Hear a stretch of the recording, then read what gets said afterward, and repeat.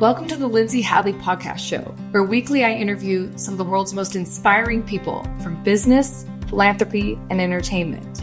I love collecting humans, and these are some of my favorites I found along the way. This podcast has been brought to us by Capita Financial Network. Do you need help with the next steps of your financial plan? Think Capita. Capita is a financial network built around you. They have a team of financial advisors, CPAs, estate attorneys, Medicare providers, and Social Security experts to help you accomplish your financial goals.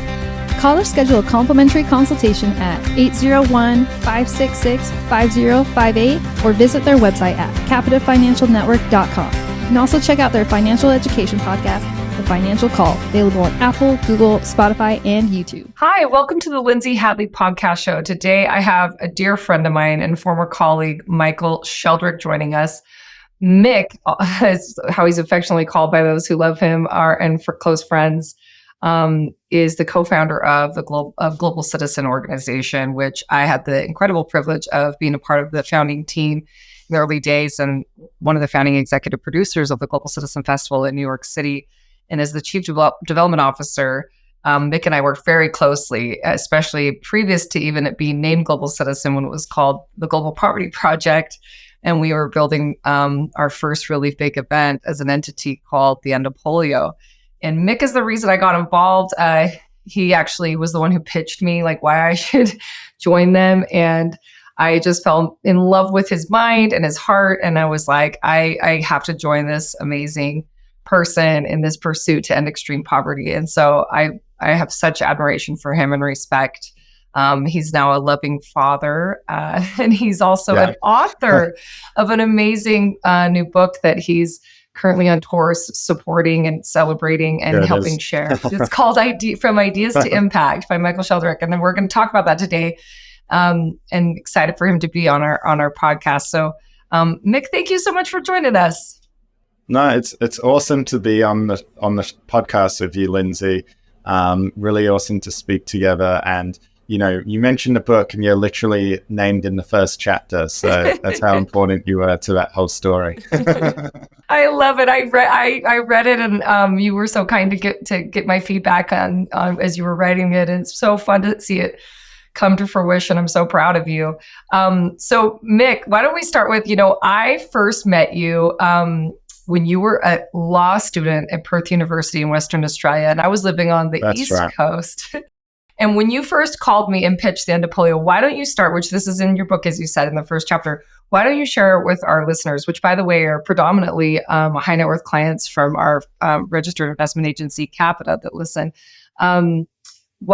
These are high net worth people that have disposable income, that are very charitable. Most of my listeners are remarkably giving. And why don't you share with them a little bit of how we thought differently? And I'll just take the credit because I just helped execute on it, but maybe was smart enough to double down on it the rest of my career, this concept of leveraging top-down commitments instead of maybe the way charity has gone about things. Why don't you share a little bit about the End of Polio, the origin story, and some of your philosophies? Yeah. So I think just before we met, so people have the context, Global Citizen, and we weren't called Global Citizen at the time, we were called Global Poverty Project, but we had just been established. And at the time, we felt that trying to go out and rally people around ending extreme poverty might seem like too big a goal, right? Like too abstract, too overwhelming. And I had got to know a bunch of Rotarians in Western Australia. And there was one Rotarian in particular who was a polio survivor who had a huge personal impact on me and my journey. He basically suggested, why not focus on polio eradication? Because he said, here's this disease, which at one point paralyzed and killed thousands of children in the developed world. But thanks to the power of vaccination and healthcare, they had reduced the spread by 99.9%. However, it was still endemic in a few countries in the world, notably India, Pakistan, Afghanistan, and Nigeria. And basically his point was this could be the second human disease in history to be eradicated if we overcame this funding gap. And Australia, that same year, this was 2011, was the last time the Queen was coming to Australia. So there's doing this big gathering of world leaders to honor that with all around the Commonwealth, the former British colonies, if you will, in Perth, Western Australia. And so he said, why don't you make the End of Polio the focus of this summit, right? And to your point on leverage, like leverage the fact everyone's going to be together, get everyone engaged. And so after that, we thought, what the heck, let's write to the most powerful person in the land, the Prime Minister. So we had written to her, and I still remember somehow we managed to fight our way through, get members of parliament on side, and we managed to secure 10 minutes with Julia Gillard, who was Australia's first female Prime Minister. And as we were sat opposite her and we were pitching her on this idea to elevate polio, she came back and she challenged us. She said, I'm willing to do that, but I need your help. And I think what she meant at the time is she said, people think politicians can just click their fingers and make everything happen. But at the end of the day, I need permission, your permission, like young people, to spend what is in the end your money. And so I don't know where the idea of a concert came from, but I remember immediately saying to her, what about if we did this concert? We got young people together. It would show that the people care about this issue and you could respond to this and react. And she said, if you've got that, if you can do that, then you've got a deal. This is a great idea. So I walked out of that meeting. This was just weeks before I met you. And I thought, well, okay, amazing, but also I didn't know the single first thing about organizing concerts or music events or anything of that nature.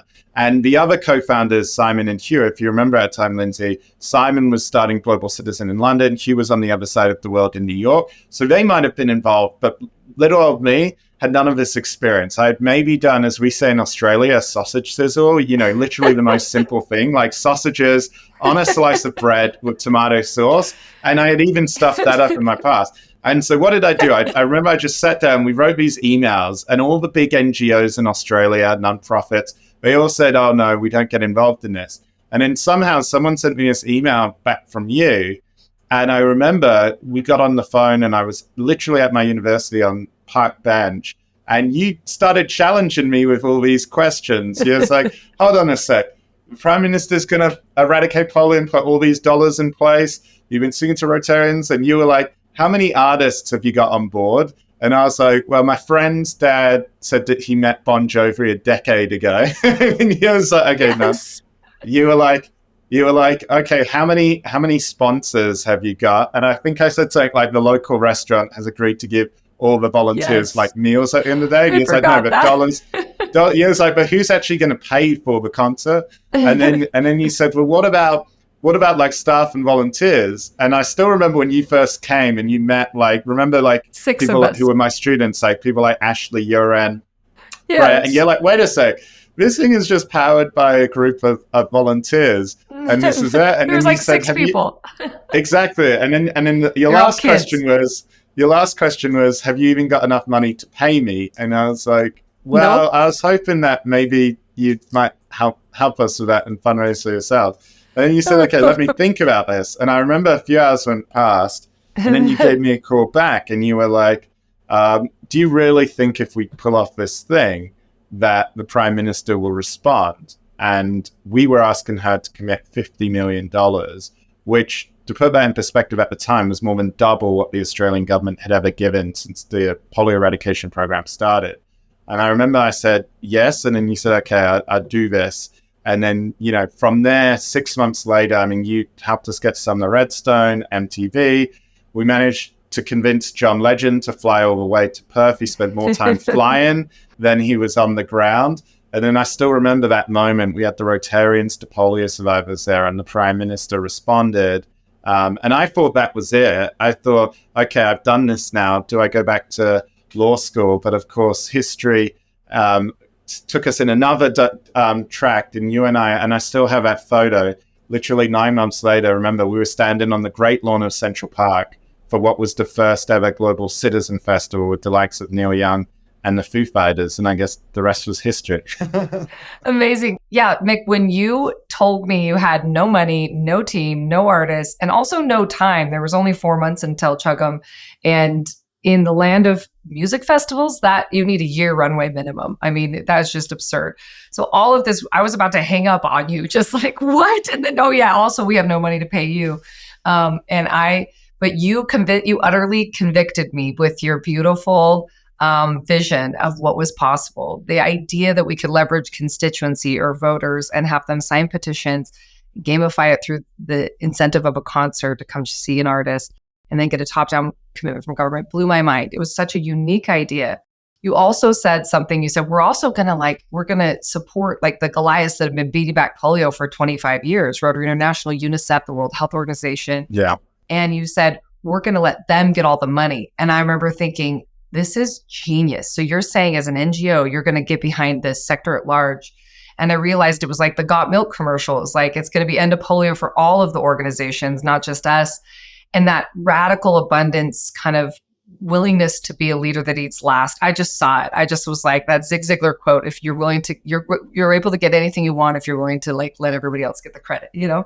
And I just remember thinking, this is genius. This guy's genius. And also just your humility and your conviction and how articulate you were, a little bit nerdy and endearing. I love you so much. So I was like, I'm in. And then we jumped and we kind of built our parachute on the way down. But yes, we were very blessed. We had, we were able to bring in the funding and people like, Frontier Touring that supported us, that were like, that was right. Yeah, that's right. They were the big, big dogs in town.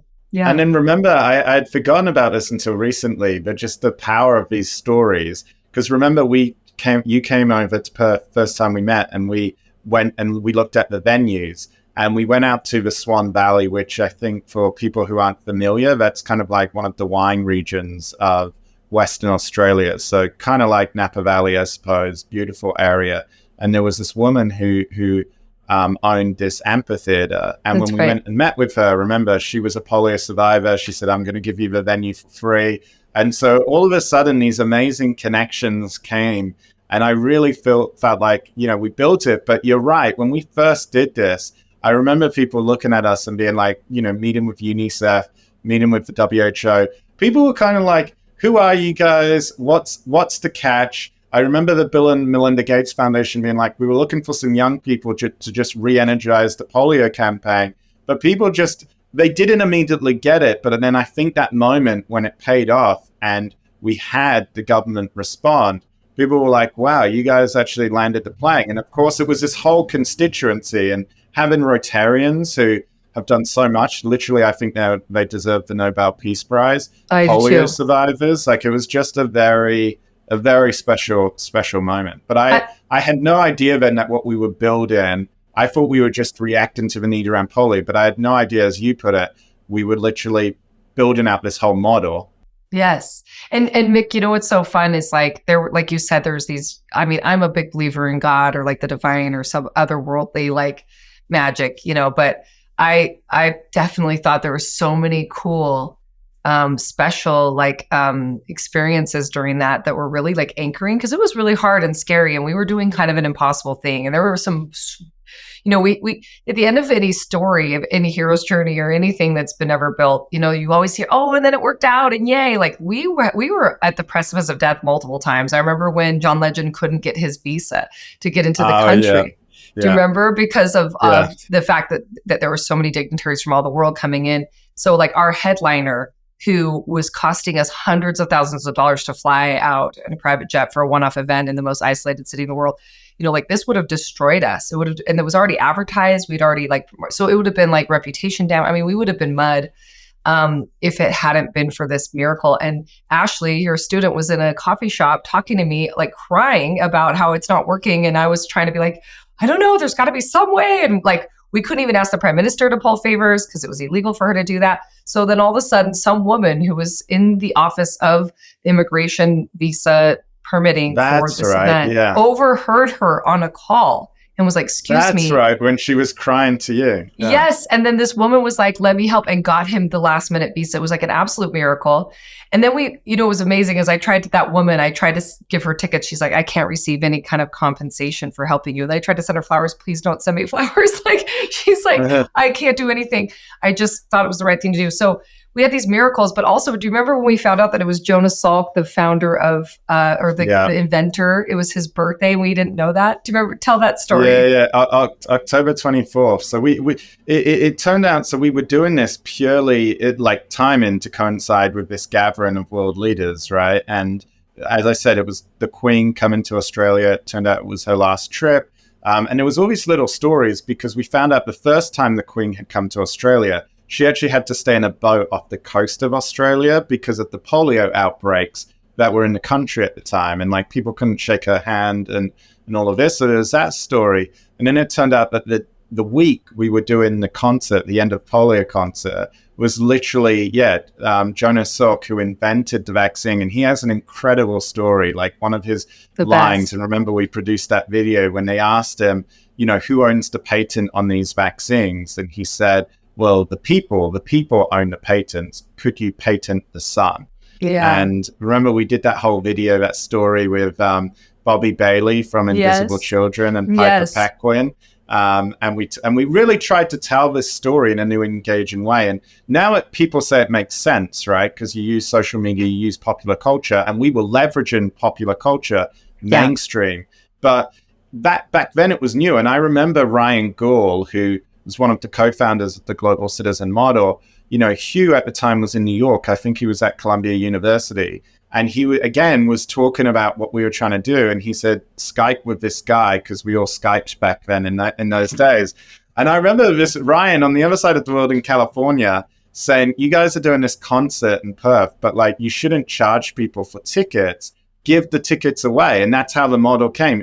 And remember, we got some donated IT capacity. We put up a crude website. We didn't have time to build an app. So it was like theendofpolio.com. And I think we had 5,000 tickets to give away, and we got 25,000 people to sign this petition. So you had a 1 in 5 chance to win a ticket. And we gave that petition to the Prime Minister, and she responded. But little did we know that model of gamification would become the basis less than a year later of the Global Citizen Festival. Which is a great segue. And all this is in your new book, where we ended up in Central Park. And I remember, similar to you, I thought, we just did this one thing. I came on as a consultant and helped execute the end of polio. We ended up, I don't know that we mentioned this in the course of this conversation, but it ended up leveraging $118 million for polio eradication.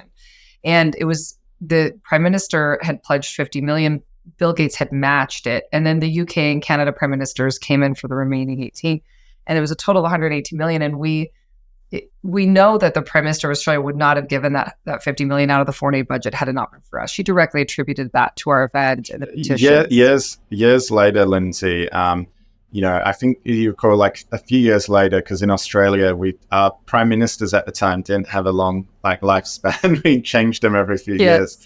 But I think it was a few days before she left office, and we were trying to ask her to re-up the money again before she left office. And we met with her, my friend Akram Azimi, if you remember, from Afghanistan, from Australia. Yeah. And apparently she had a call with Bill Gates, who was also by that point asking her. And I got a readout of the call, and, the Prime Minister had told her, she said, we just met with the young people in the organization that helped us, that pushed us and caused us to do the last commitment. And what was special is she now lives in London, or spends a lot of time in London. She chairs this Women's Leadership Institute in London. And I did a book talk, and I wasn't expecting her to come because, I'd invited her so that I can't speak and all of that. And as I was talking, she came in and sat at the back. And as I was telling this story, and I was like, and if you don't believe me, you can ask her herself. And there was Julie Gillard sat at the back as I was telling this story, which was a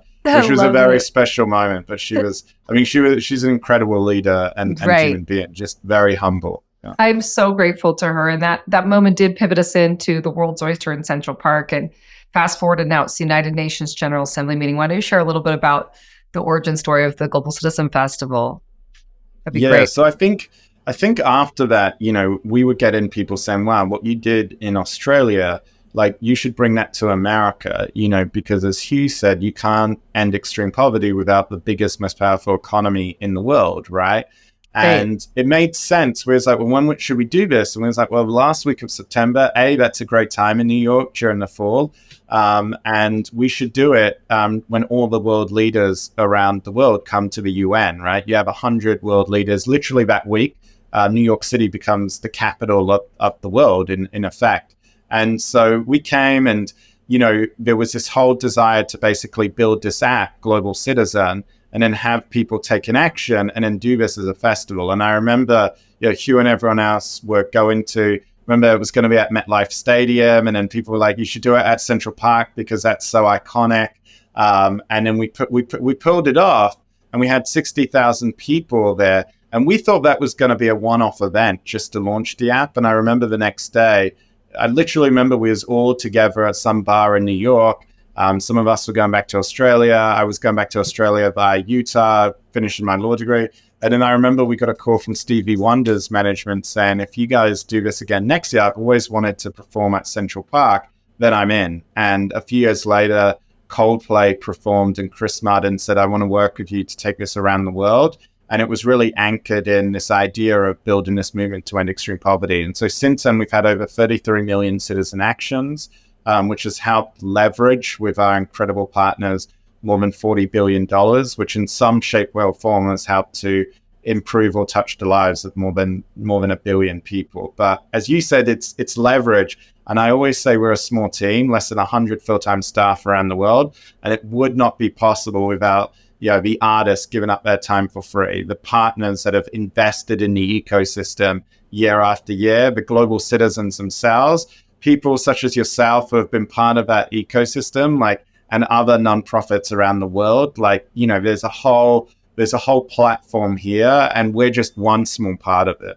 Well, I love the credit you're giving, because there's so much credit due to so many people. I'm thinking about Trish Daly, who got us that meeting with the parks and rec to allow us to get the exactly the park, which really was the magic. A part of the linchpin recipe magic was that we had Central Park. That's how we got the Foo Fighters and John and people like Neil Young the first year. Because I think they said it was the first time since Simon and Garfunkel, right? Yeah. In the early 80s that it had been held on a Saturday. Exactly. And that even just the fact that the bylaws of the park give away their tickets, you have to do it through a raffle, matched Global Citizens strategy. And so it was really difficult for touring artists to just go do a festival there because the economics didn't make sense, but ours was incentivized in a different way. We were trying to leverage top-down commitments through this gamification of engagement. And so it worked for us, but it was very unique. I will say, I remember when Hugh Evans called me after the end of polio, it wasn't shortly after, he said, we want you to come help, executive produce the festival in Central Park. Will you join us? And that was such an incredible, whirlwind experience. I felt like we were on a rocket ship just hanging on with our, dear life. It was such a tiny team. Again, you mentioned you have 100 staff now. They're incredible. And the things you guys have done, I feel like watching. It is a lot smaller. Yeah, I remember watching, I come now every year and I see what you guys are doing around the world. And I consider myself, like you said, an advisor, a friend, a partner in it. But I definitely, it's like watching my baby go off to college. I'm like, look at the amazing things it's doing, because in that early days, though, there were so few of us. And I remember, for example, our entire biz dev team was myself and Hugh Evans. And then we had subcontract, people that were on commission only, a couple people, Jacob Marshall and Amanda Slavin and Ryan Gall, a couple people that weren't even being paid. They were just showing up and helping. And if they brought in a sponsor, they could get paid on performance. Now there's an entire, I go and see the team and I'm like, what a life. This is so crazy. But what's funny is I don't think any of you slowed down. I think the culture of just unbelievable neck-breaking speed and pushing yourself to your limit at Global Citizen never stops from talking to the team. They're like, oh, no, we just keep building and growing. So I think you guys are constantly at that pace. How do you maintain all that, Mick? And now as a loving husband and father, how's Wendy, by the way? How's she doing? She's going well. Well. We're here in the Hamptons for a book talk tonight with Alec Baldwin, actually. And so fun. They're just down on Main Street. But yeah, we have a beautiful 9-month-old daughter. She just turned 9 months. And then tomorrow's our wedding anniversary, 2-year wedding anniversary. Oh, happy anniversary. But no, I think to answer your question, we've built, I think, in the early days, we had to kind of do everything, right? I remember writing the press releases. I remember, and we were in the thick of it, just executing, bringing people together. I think now we're really blessed because I think we have the hardest working team in the world, really mission focused and, really investing in that high performance culture, but also being smart and focused as well. So we can take a step back and think strategically, right? And I think we're now at a point where, last year, our baby was born on November 20th. Literally 2 weeks after that, we had our first ever event in Rwanda, Kigali, with PG Lang Yes. and Kendrick Lamar. And that was the first Global Citizen event I wasn't at, because I was, rightly so, with my wife and our newly born baby. But it went well. Like, we've been able to build these systems, and we have a great team in place. I think what I'm passionate about, whilst continuing to build at Global Citizen and thinking through, well, what are the next 4 or 5 bets over the next 5 years to continue to put us on course to end extreme poverty. I'm also passionate in the fact that around the world, there's millions of incredible people in business, in popular culture, in philanthropy, like yourself, in Rotary clubs. And I think what we've tried to build that model of focusing on systemic issues, but recognizing that systemic issues require systemic solutions, and almost helping people with some tools so that they can embark on this journey as well. And as you said, how to leverage the platform of others.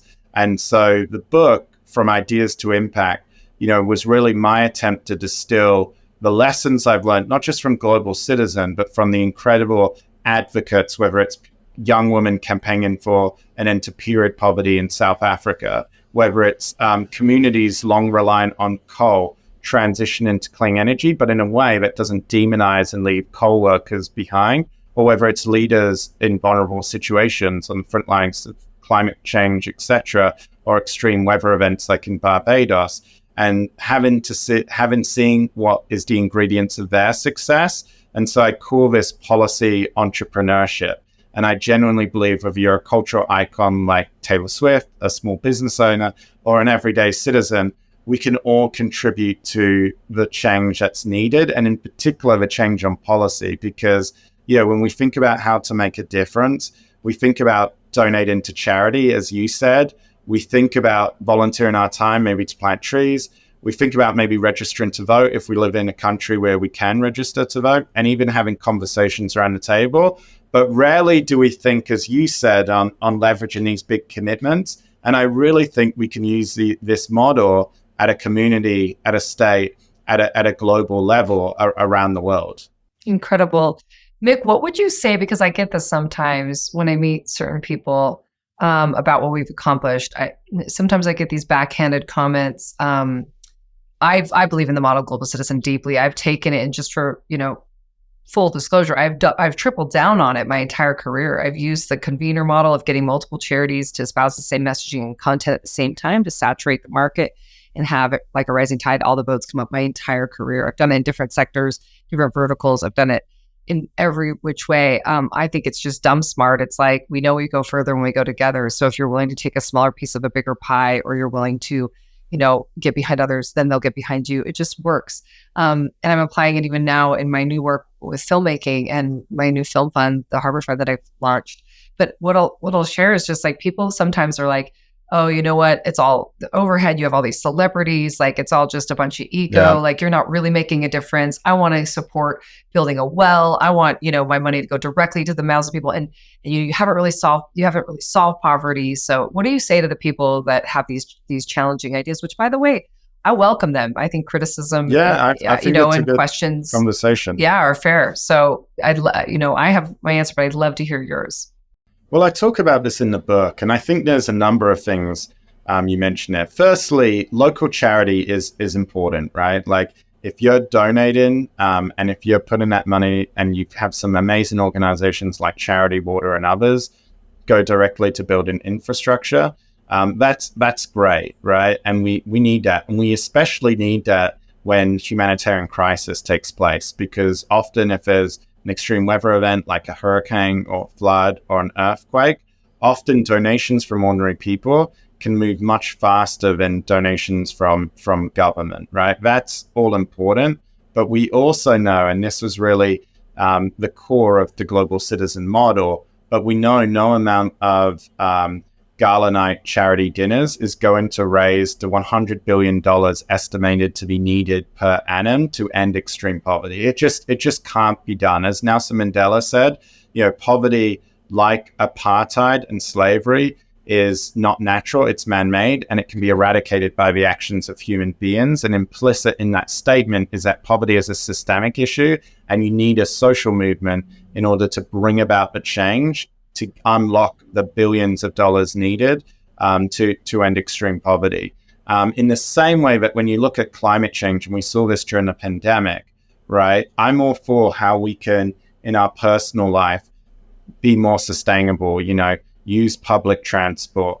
If we can, access subsidies and convert our house to solar energy or heat pumps, all of that sort of stuff. But we also know that no amount of individual behavior change is going to be enough to decarbonize our economies, right? Because we've built these systems in energy, in transportation, in industrial processes. This is systemic change, and it's going to create policy. The good news is we don't have to leave that to the politicians alone in order to create change. So I think it's just a recognition that, yes, these challenges are big. We can all contribute to it, and we shouldn't shy away. And Global Citizen was always designed as an entry point to get people in on this broader journey.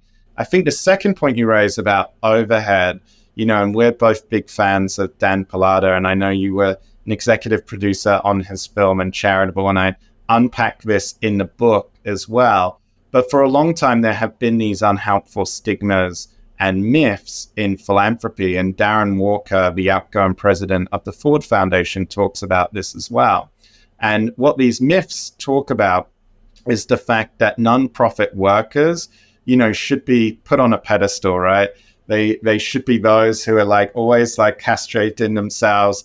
And the challenge with this is, if you say nonprofits shouldn't have access to marketing budgets, if they shouldn't have access to the best technology or the best talent that they can afford, then you're really hobbling those nonprofits' ability to fulfill their mission and change the world. If you say don't invest in marketing, okay, so what am I going to do? I'm going to be dependent on a TV donated commercial space that runs at 4 a.m. in the morning that no one watches.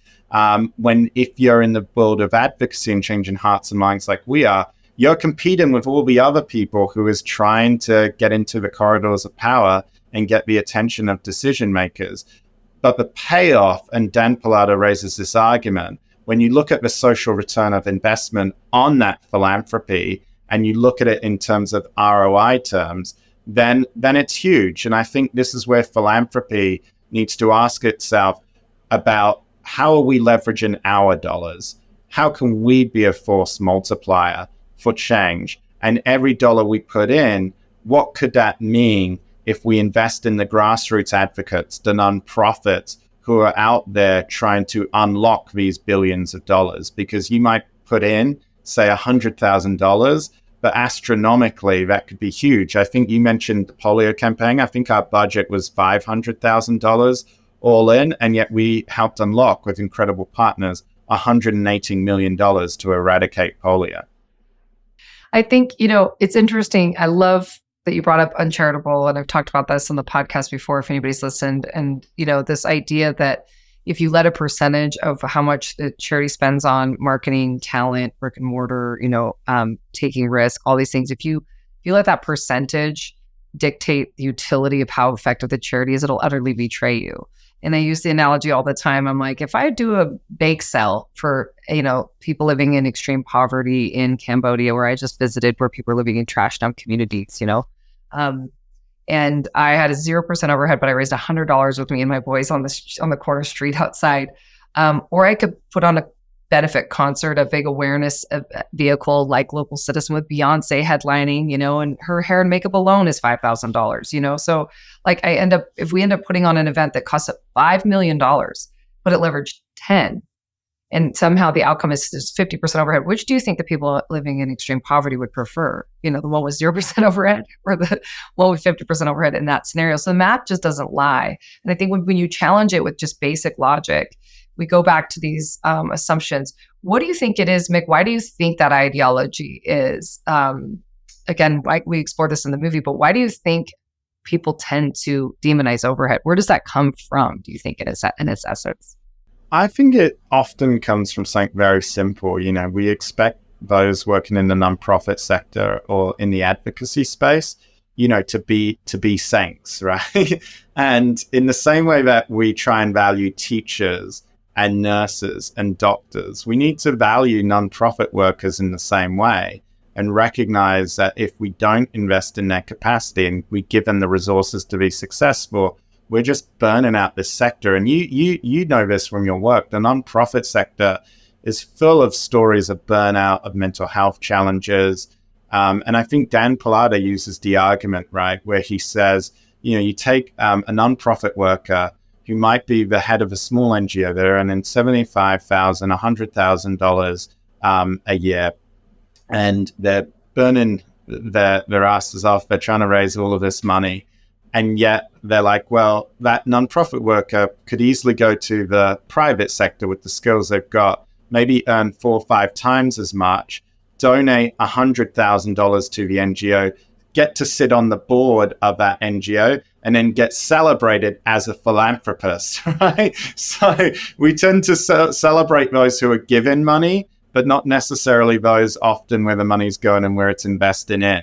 And so I think that stigma, right, recognizing that actually, right, we want to attract the best talent. We want to make sure that nonprofits are able to compete, and be held accountable for sure, but actually ask them, well, how are we going to achieve the mission to change the world? And so I think, the idea of speaking to philanthropy, and many of them are now asking themselves, how can we contribute to systemic change, but also taking that to the next level and saying, well, what does that look like? And saying, are you actually investing in the capacity? And I think that's the key word, the capacity of nonprofits to leverage your dollars. Like that's what they need to be asking themselves. And the good news is there's now a bunch of philanthropists who are buying into this model, and who are really, really changing the game, which I think is incredibly exciting.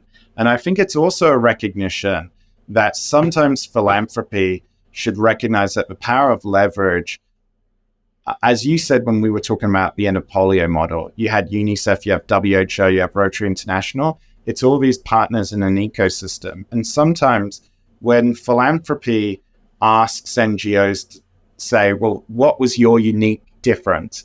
What did you do that other NGO didn't do? We have to be careful that we don't play NGOs against one another in a race to the bottom, because that can be very toxic and very corrosive. And that's where I come back actually to, I think the question should be asking NGOs, well, actually, how did you leverage the strength of others? If we're investing in your nonprofit, we don't expect you to do everything. Tell us how you partnered with that NGO. What is your strengths? What is your shortfalls? I mean, at Global Citizen, we were always upfront that we are not on the ground running programs. That's not our strengths, and nor should we be doing that. This is where we fit in as well. And so I think that's the question that philanthropists need to be better at asking themselves, and we need to be okay at saying, we don't expect you to do everything. Tell us how you leverage the strengths of others, and then making sure that nonprofits are rewarded on the basis of that collaboration. Oh, I love that, Mick. I mean, you're really highlighting 2 things that I really feel strongly. One is this idea that the demonization of overhead is kind of tied to this Puritan roots that, like, you can't be doing good while doing good for others. Like, somehow maybe it's like our penance for our profit-making tendencies or our sin or something. And so, or even those who are doing good are so great that they don't care for this world and for money and they have no need. And I think that the fact that we're starting to challenge that and say, oh, actually hiring the best available people for whatever the price is to solve these greatest societal ills is a better way to think. And I think part of it is there are nonprofits who exploit. There are nonprofits, but it's very rare. Like in business, like in anywhere, there are frauds. There are people who are saying they're helping someone and in the name of a child pocketing money and being unethical. But I think it's absolutely rare in my experience. It's not the norm. I actually find more often, because of our demonization of overhead, we have people that have no business doing business. A lot of, volunteer, quote unquote, people who have no skills, who are just like, they have great hearts, but no capacity. And so you get people that reflects the compensation that they're getting. And so generally then it's kind of just not managed very well. There's not a lot of business acumen. And so I really think shifting the thinking is transformative. So, it's funny, this is what I'm doing with film now, is it's finally an idea's time has come, where we can leverage philanthropic dollars for major television and feature films and scripted films. In the past, we've done this since before you and I were born. Our mutual friend, Geraldine Dreyfus, has been leveraging philanthropic dollars for documentaries because they saw those as this public good, that it would be educational and aware. And quite frankly, docs don't make money. And so everyone was comfortable with the fact that Geraldine's Impact Partners, that's done 200 IMDb credits. She has thousands of films go through her organization. And, she returns about 90 cents to the dollar. So these don't make money. And that makes everybody feel good that they're philanthropic dollars, that everybody's starving doing this great service. And my argument is that the movie Taken has done more than all the documentaries combined for anti-trafficking, and Blood Diamond did more than all the docs combined for ethical supply chain, and Hotel Rwanda more than all the docs about the genocide. So if we want impact, let's pay the Leonardo DiCaprio's his incredibly exorbitant, acting fee, because the impact of his skill and talent and access and amplification will make it more scalable, more commercially viable, and ultimately change the sector, which it did. The Blood Diamond results were definitively changed policy around ethical supply chain. And so I love that we're having this conversation. It makes me really happy because you're like I said, you get it, you're so sophisticated, and you have a really open aperture about the full way that the sector is moving.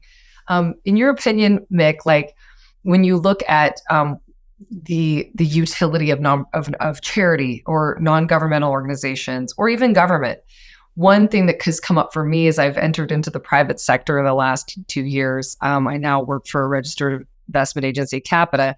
We manage $1.7 billion under management. And, we are much more in this vertical of capitalism and using the tools of capitalism. And I've seen capitalism have some of the greatest impact on lifting poverty probably ever. I actually think it's the most high utility tool.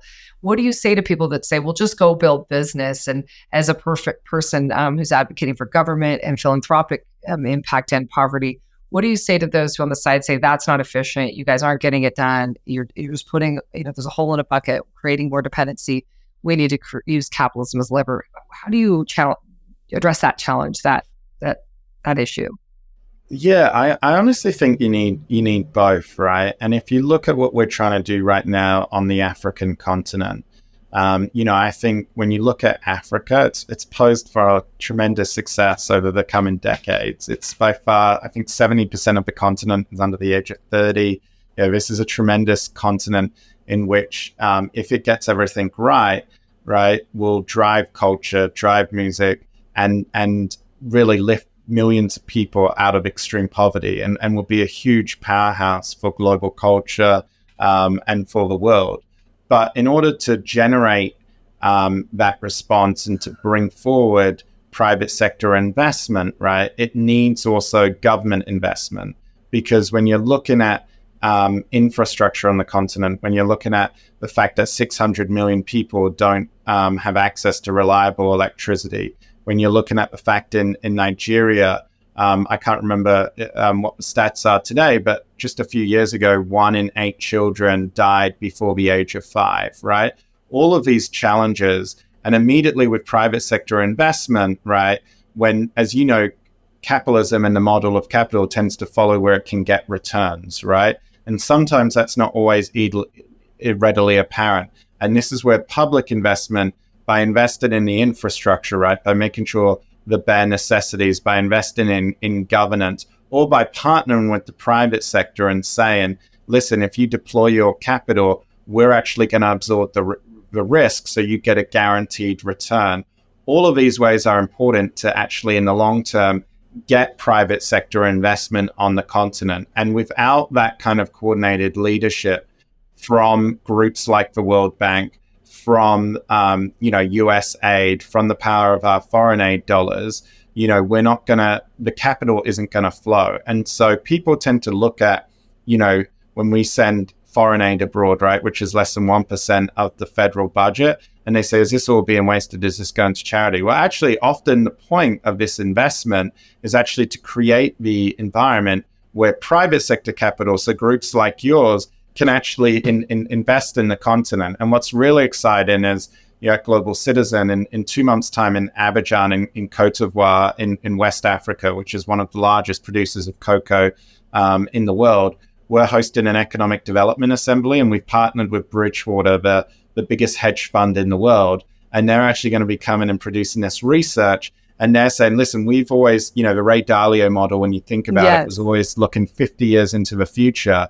Where should we be making bets from an investment perspective? And they're saying, we believe Africa can be this bet, provided that these conditions are met. And we believe in decades to come, this is where investors will be going for their returns. And so I think it's an incredibly exciting moment. But the question is how do you make capitalism work for everyone, which is the age-old question. But when you get it right, and we've seen society get that right over the decades, you think of Franklin Delano Roosevelt, the New Deal, all of these policies in the past. When we get that right, it lifts everyone up. I love that, Mick. And really what's fun is these principles you're talking about of needing both levers and needing them both to coexist and be in harmony and in balance with each other really resonates with me, because when not only is that my lived experience out in the world in doing this humanitarian work for my whole life, but also as I look on a micro level, on an individual, like my own budget, there's situations where I'm like, I could really use help, like going through college, just the fact that I was under my parents' insurance. I was pretty financially independent from my parents around 17. But every now and then there was help, whether it was I was still on the family insurance, or if, a car broke down at $300 or whatever, it was like to just get by as I learned to help myself. And the teach a man to fish, you still need someone to teach. That takes someone's time and energy as they're teaching you to fish. Who's buying the net? Who's buying the pole? Who's buying the bait? There's still, there's a beautiful alchemy of helping, and then when helping hurts and it's too much and enabling and a lot of waste and a lot of exploitation that can happen in government and in the NGO world. And then there's also the nonprofit sector. And I think that we saw this in Western culture. There was a tension between capitalism and socialism, which would win, and capitalism ultimately won out. But if we don't have compassionate capitalism, if we don't have capitalism that also holds the emotional, spiritual totality of the human experience, that we're not in a pure meritocracy, that we start out at different places. If we don't have that, then if we can't put the checks and balances, then the top will ultimately exploit the bottom. And that's what you see, in our political system, is those tensions. So I love what you're saying. Is kind of wrapping up here. I know we're coming to the top of our hour. I could talk to you all day. I missed seeing you. I missed talking to you. And by the way, your beautiful baby is as pretty as it gets with her beautiful blue eyes he got from you. Where are you guys headed next with Global Citizen? What do you see? I mean, people have seen, for those who are listening who are not in the tri-state area, I mean, that's a household brand, Global Citizen, because of Central Park taking over, basically a third of NYPD to just do the security, shut down the entire of the Central Park area. But for those who don't, if you were online, you would have for sure seen during COVID the Home Together campaign, which won an Book of World Record Guinness for the largest online event ever in history. Yeah, that's right. Yeah. Which we did weeks into the pandemic with Lady Gaga, pulled together the private sector. And again, that was a classic example of looking at everyone's strengths, because we were trying to get PPE, access to house facilities, testing kits out to developing countries, right, as these lockdowns took place. And government money was just slow. They were trying to keep up. And so in that case, working with Lady Gaga, getting all these artists together, and we leveraged that, and I think unlocked almost $130 million from the private sector. And all of those donations flew out the door within 3 months, so we could make sure that the impact was getting to those who really needed it on the ground. And that was a huge pivot. And as you know, Global Citizen, we're great at pivoting. We also, when we're called to service, we tend to say yes to a lot of things and just say, what the heck, we're going to give this a try. But I think to answer your question about three areas I'll just leave you with on the Global Citizen side. I think for many years we've leveraged the power of popular culture, right, and the arts to really mainstream awareness of these issues and drive people to action, right? And that's really the model that is the Global Citizen Festival. Now, what we're recognizing through our work on the continent is, can the creative industry and can music itself be a driver of economic development, job creation, and poverty alleviation, right?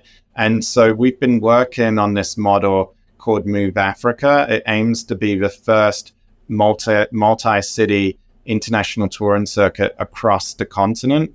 Last year, we launched it in Rwanda, Kigali, with Kendrick Lamar. It created over 1,000 jobs. The goal is to have that in multiple cities a year as a tour, bringing together international artists, some of Africa's leading artists, and really to invest in the live event space and the infrastructure. And this is to your point on capitalism, because we believe in 20 years' time, Africa could be one of the greatest destinations for the live touring circuit, and all the biggest artists in 20 years' time could be going to Africa. But at the moment, artists don't do that because they say, is the infrastructure there? Is it economically viable? So we see ourselves as being able to play a pioneering role, partnering with partners and countries across the continent. So that's really exciting. I think the second area, that we're really working hard on is around nature, because what I've realized over the years is getting to meet nonprofits working with indigenous communities. Indigenous communities represent just 5% of the world's population, but they protect more than 50, in some cases 80% of the world's forests and natural assets. And so for us, it's about driving investment into these communities. And we're trying to mobilize $1 billion investment from the private sector and philanthropy into these communities to not just protect the world's forests, which benefit all of us, but ensure these communities themselves aren't living in extreme poverty. And then I guess the final area that we're working on is around energy poverty, and trying to support institutions, trying to provide 300 million people with access to affordable electricity by 2030. Because yes, climate change is a looming threat, but we need to be careful that people's livelihoods, particularly young people in Africa and other parts of the world, their livelihoods and economic aspirations aren't sacrificed on the altar of climate change. And so I think for us, it's recognizing, yes, we need to respond to climate change, but we need to do so in a way that doesn't come across as saying we need to keep communities living in extreme poverty. And there's an incredible way to do that, because when you look at countries like Kenya, which is already powered 92% by renewables, communities themselves, good ideas come from anywhere. And many of these communities have the ideas. They just need investment, which is where we come in. So that's some big, campaigns and initiatives on the Global Citizen side. And I guess for me personally, it's about working and sharing the knowledge and know-how through the book, From Ideas to Impact, which doesn't profess to have all of the answers to the world's problem, but it does aim to give people a start. And it's 8 principles, because I genuinely believe if you can get people taking action, and then their friends and family see that and say, wow, you're taking that action and you're getting that response, that's the best way to instill a bias for action in others. And, one of my favorite quotes when I first moved to America, and as you know, I'm a history nerd, I found this quote by Eleanor Roosevelt, who co-wrote the Universal Declaration of Human Rights. And she famously said, the best way to begin is to begin. And so I hope the book aims to give people a start. And one thing that's been incredible is, especially now with so much angst and despair and anxiety, is hearing these young people saying, this is the change I'm making. Hearing incredible entrepreneurs, like we were with John Clute Jr. A few weeks ago, and he's got his first net zero meadery in Virginia, and all of these incredible social entrepreneurs who are saying, actually come into the nonprofit sector and saying, we started a business and then we realized we needed skills from the nonprofit sector in order to deal with philanthropists, deal with policy change makers as well. So that's been really exciting for me personally. Oh, thank you for sharing that. And Mick, how can people get your book? Is it on Audible yet? or It's on Amazon. It's on Audible. They said I wasn't famous enough this time around to narrate it myself, so they found another Australian actor in New York to narrate it. It's okay. He does a great job, and it's in a crisp 6 hours. As you know, this could have easily been 500 pages, but my wife is a brutal editor. Good on her. So the whole book is like a crisp 186 pages. So yeah, it's available on Amazon, Audible, From Ideas to Impact, other bookstores around the world. Thank you, Mick, for coming on the show. So much love to you, friend. Thank you, Lindsay. Thanks for having me. Do you need help with the next steps for your financial plan?